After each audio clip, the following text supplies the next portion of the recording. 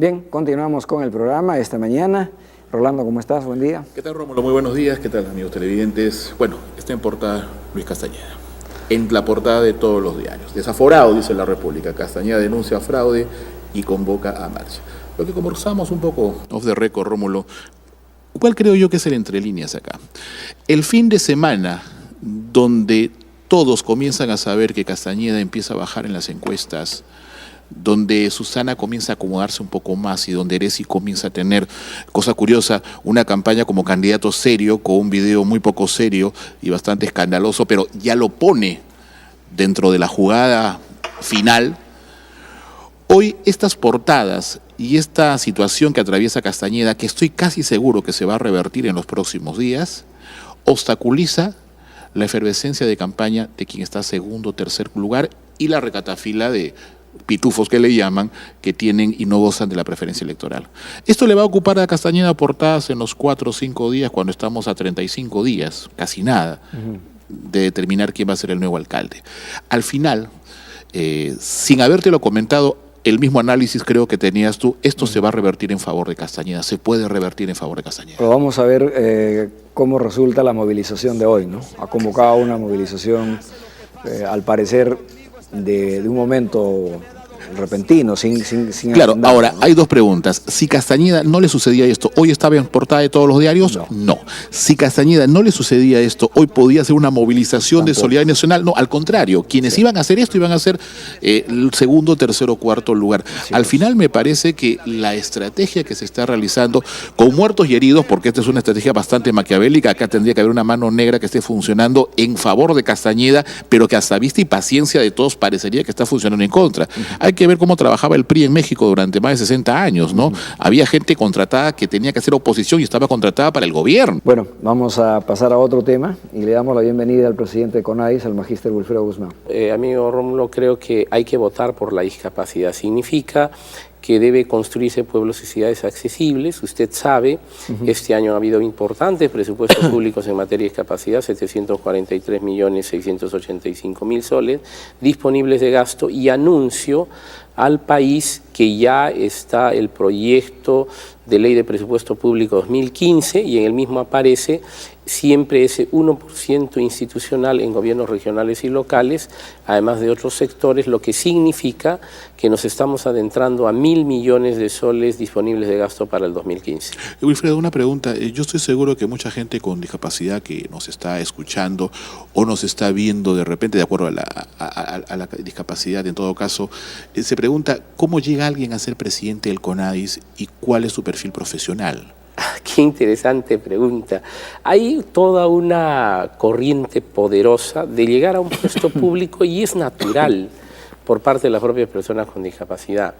Ahora la norma establece que para ser presidente del CONADIS tiene que haber una terna que la presidenta, en este caso el Consejo de Ministros, le presenta al presidente de la República. Sin embargo, hay un matiz muy distinto en otros nombramientos, que es que hay un órgano consultivo de la sociedad civil, es decir, se coloca la terna y la sociedad civil dará una opinión que no es una decisión, sino opinión varia, lo que nos hace ver que creo que en este caso muy particular es una forma muy técnica, muy abierta y no tan a dedo de elegir o de designar a un presidente o presidenta de CONADIS. En el caso suyo, ¿cuál es su perfil profesional?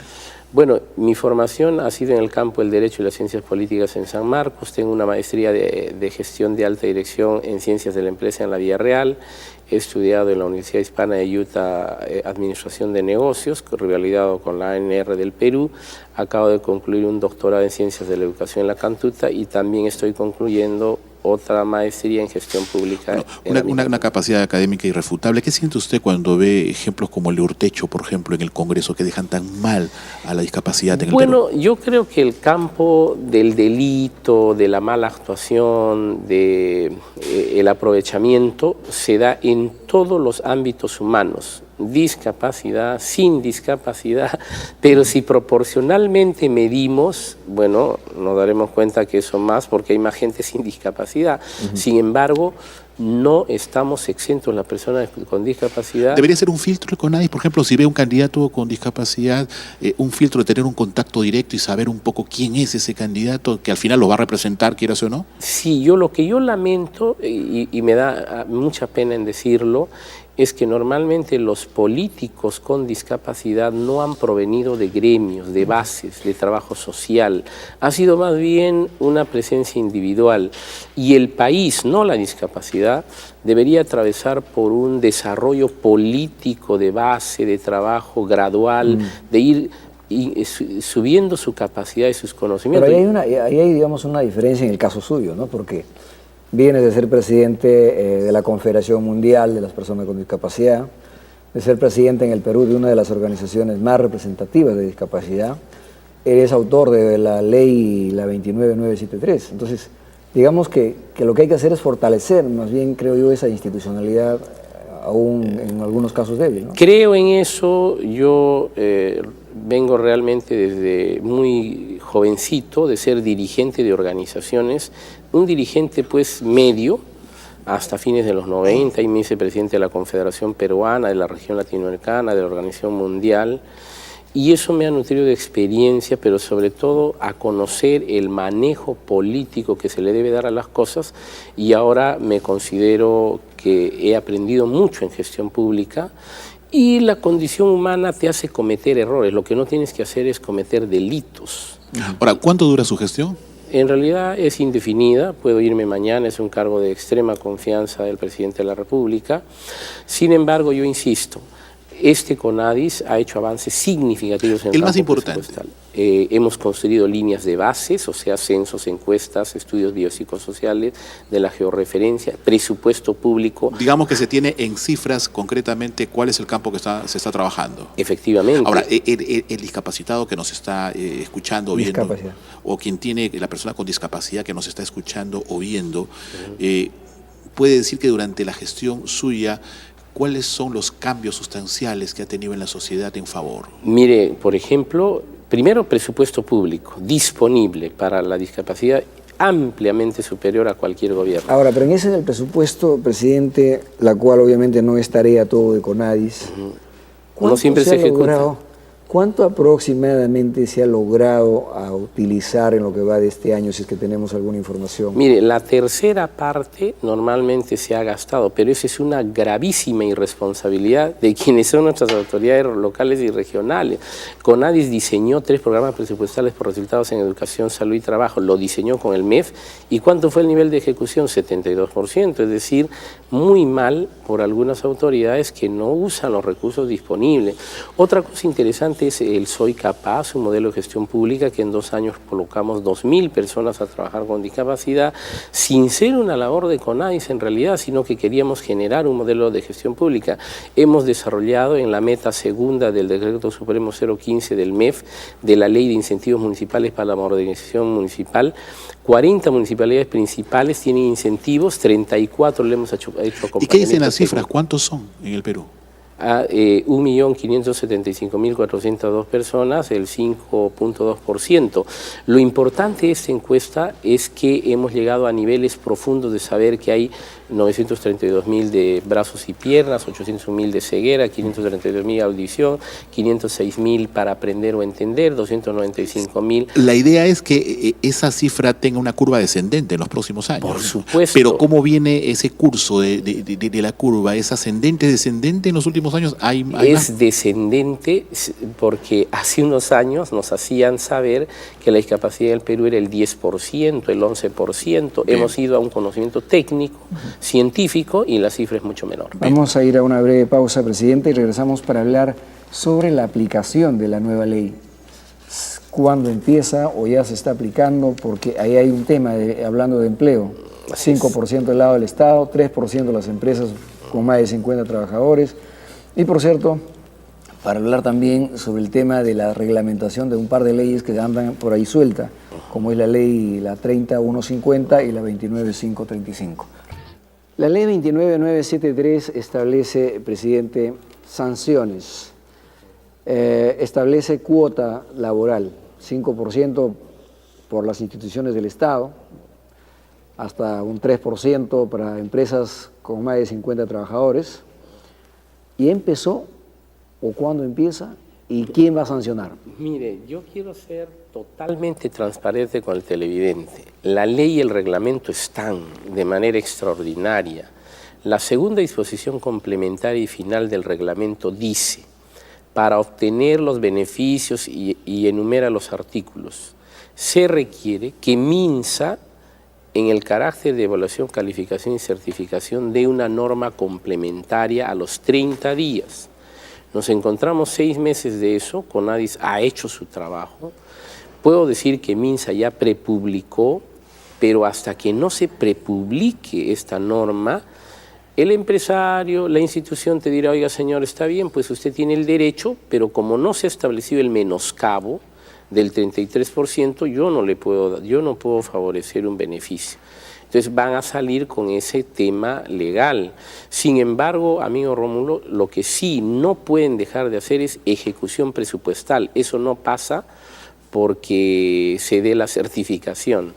Ese elemento está al margen de eso. Pero lo otro depende de esta norma complementaria. En el tema de la ejecución presupuestal, ¿a cuánto hablamos ahora? ¿Cuántas oficinas de la OMAPET se puede hablar que están instaladas en las municipalidades del Perú? Solo 511, pero el presupuesto no está a responsabilidad de la OMAPE o de la OREDIS. La ejecución del presupuesto está bajo la responsabilidad de todo el gobierno regional, de todo el gobierno local y de los sectores.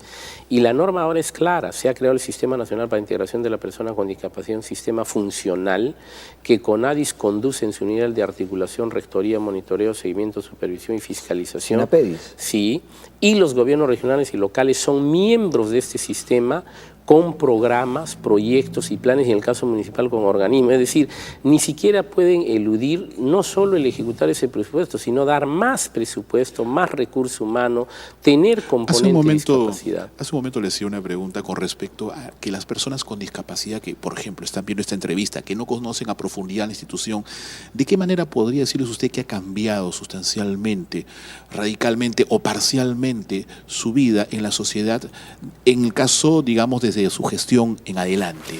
¿Cuáles son, digamos, los cambios más sustanciales? Mire, yo diría, sí, lo que usted me pregunta es ¿qué ha mejorado para las personas con discapacidad? Primero, que hay una intensa difusión, como en este medio, ahora está en la agenda pública, en la agenda política el tema. No puedo decir que los niveles de vida han mejorado de manera importante, pero sí ya hay ingresos al empleo de las personas con discapacidad, como le he dicho, 2.000 en nuestro caso. Ya se siente que las instituciones empiezan a otorgar gradual, pequeñamente los beneficios. Por ejemplo, todos los programas sociales del Perú deben ser prioritarios de atención a las personas. ¿Lo están cumpliendo? Parcialmente. ¿Cuánto es eso? ¿Qué porcentaje es? Yo diría que vamos por el 10%, pero antes era nada.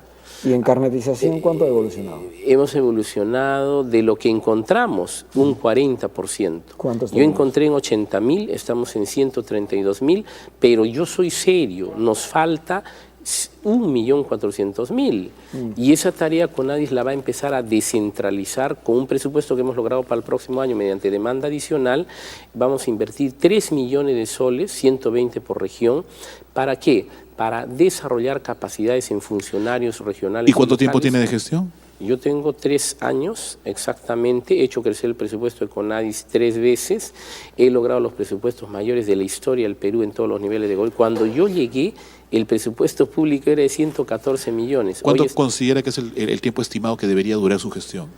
En realidad, yo creo que una gestión como la mía debe durar un día si es pésima y debe durar un poco. No, eso es demagógico. Digamos, en el caso suyo, si está de 3 años y meses, ¿cuánto debería durar porcentualmente? Mire, yo creo que para 31 de diciembre o julio máximo debe ser el techo de mi gestión. Más de eso no. Hablemos Piura accesible, Ventanilla accesible, porque el modelo de Tumbes se ha buscado trasladar a otras regiones, a otras zonas. Mire, hemos logrado que Huánuco, Moquegua, Ayacucho, Junín, Piura y Lambayeque legislen sobre el tema, han dado ordenanzas. Nosotros le hemos ayudado a Piura a diseñar su demanda adicional para que el INEI tenga el presupuesto de hacer el censo total de población en discapacidad y luego entrar al estudio biopsicosocial casa por casa. Hasta ahí es la tarea de CONADIS. Luego debe entrar las regiones, la municipalidad, los sectores a dar los beneficios mediante los programas existentes. No se trata de crear programas, claro. Se trata de que los programas existentes tengan un ámbito de discapacidad. ¿El caso de Ventanilla concluyó? ¿O está estamos en proceso, ya estamos terminando la segunda fase, van a ser 3, estamos en la culminación de la segunda y ahí pues se encuentra pues extraordinarias también. Se ha focalizado en la zona de Pachacute. Pachacute lo hemos hecho, ahora estamos en la zona norte y en Mi Perú, que pronto va a ser un distrito, ¿no? Pero estamos terminando con Mi Perú y nos falta todavía algunos puntos de Ventanilla. Ahora, hay un tema que usted ayer ha publicado, un comunicado que está incluso en la página web de CONADIS. ¿Qué está pasando? Hay personas que no dan la cara, emiten opiniones en forma anónima.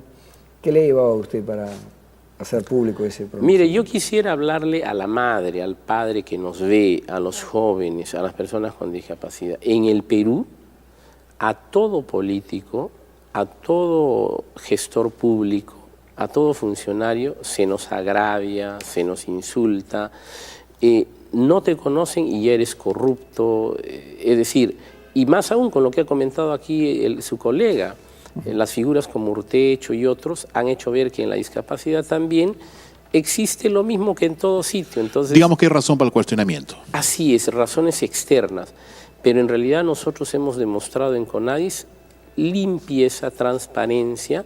Nos han hecho, como a toda institución pública, auditorías externas y así también la OSI, o sea, la Oficina de Control Interno, que viene de la Contraloría. Los 3 años de mi gestión no tengo ningún tipo de denuncia de un mal manejo. Observaciones hay, porque toda gestión tiene pues sus errores, ¿no? Que no tienen que ser en el campo del delito ni la corrupción. Ahora, hay un par de leyes que están referidas a las personas con discapacidad, la 30150 y la 29535.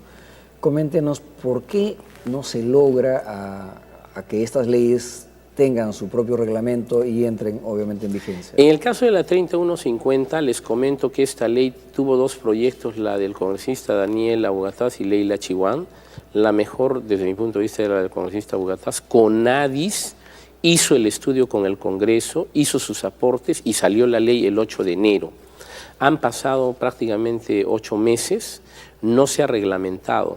Pero ¿cuál ha sido el papel de CONADIS? Distribuir de manera participativa a la sociedad civil. Estamos en reuniones, por cierto, todos los lunes con la sociedad civil. Ha sido prepublicado ya por el MIN y pronto recogeremos todos esos aportes para que el MIN pueda transferir a la PCM la dación del reglamento. Es decir, sí hay avances y CONADIS ha hecho su trabajo. Cuando usted comenta su perfil académico, creo entender que la proyección política cae por su propio peso. Está dentro de su propio espíritu profesional. ¿Usted tiene intenciones políticas de postular, supongo, al Congreso? Bueno, he postulado sin suerte en el 2006. Sí, pero hablemos del 2016. Sí, me interesa mucho y le comento que en este momento soy primer accesitario al Congreso de la República por el Partido Nacionalista. En el caso de Lima. Eso significa que si se va del Congreso, cosa poco probable, más bien cosa muy probable, que si se va algún congresista del nacionalismo, ¿estaría usted como congresista? En el caso de Lima sí, no es lo que busco, pero sí me correspondería llegar al Congreso. Quisiera que nos comente sobre la otra ley, la 29535. En el caso de la ley de lenguaje de señas, desde el 2010. Mayo del 2010. Así es. Esta norma debió ser reglamentada, yo creo que aquí sí hay un atraso serio, pero a quien le corresponde definir claramente el lenguaje de señas peruano es al Ministerio de Educación. En esta última gestión, porque se ha cambiado a la directora, se está haciendo, pero han pasado pues 4 años, que es demasiado, y CONADIS está trabajando con el Ministerio de Educación para que sea mucho más pronto. En el caso del autismo sí va a ser, yo creo, brevemente ya reglamentado.